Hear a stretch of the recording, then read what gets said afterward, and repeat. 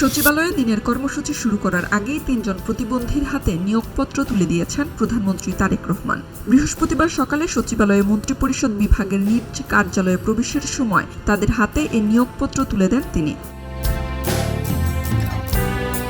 কর্মসংস্থানের মাধ্যমে প্রতিবন্ধীদের আত্মনির্ভরশীল করে তোলা এবং সমাজের মূলধারায় সম্পৃক্ত করার লক্ষ্যেই সরকারের পক্ষ থেকে তাদের নিয়োগ দেওয়া হয়।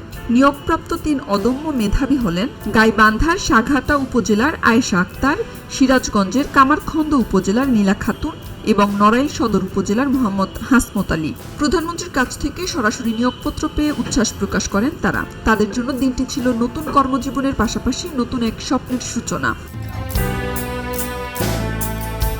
জানা যায়, আয়েশা আক্তার ও নীলা খাতুন দুজনই শারীরিক প্রতিবন্ধী। জন্ম থেকেই 2 হাত নেই নীলার। পা দিয়ে লিখে স্নাতকোত্তর সম্পন্ন করেছেন তিনি। তাকে রাজধানীর মিরপুরের জাতীয় প্রতিবন্ধী উন্নয়ন ফাউন্ডেশনের শিক্ষক পদে নিয়োগ দেওয়া হয়েছে।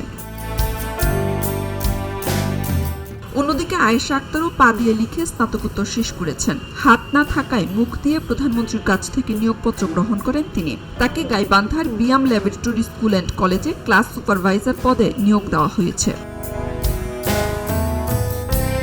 এছাড়া দৃষ্টি প্রতিবন্ধী মোহাম্মদ হাসমত আলীকে সমাজ সেবা অধিদপ্তরের অধীন ইউনিয়ন সমাজকর্মী পদে নিয়োগ দেওয়া হয়েছে। নিয়োগপত্র হস্তান্তরের সময় সমাজ কল্যাণ এবং মহিলা ও শিশু বিষয়ক মন্ত্রী অধ্যাপক ডক্টর AZM জাহিদ হোসেন, মহিলা ও শিশু বিষয়ক প্রতিমন্ত্রী ফারজানা শারমিন পুতুল, সমাজ কল্যাণ সচিব ডক্টর মোহাম্মদ আবু ইউসুফ, বাংলাদেশ প্রতিবন্ধী উন্নয়ন ফাউন্ডেশনের ব্যবস্থাপনা পরিচালক মোহাম্মদ তরিকুল আলম এবং সমাজ সেবা অধিদপ্তরের মহাপরিচালক শাহ মোহাম্মদ মাহবুব উপস্থিত ছিলেন।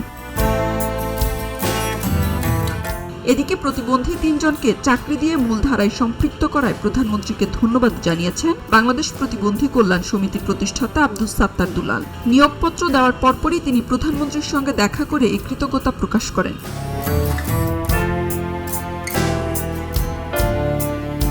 খবরের কাগজ, নিখাত, নির্ভীক, নিরপেক্ষ।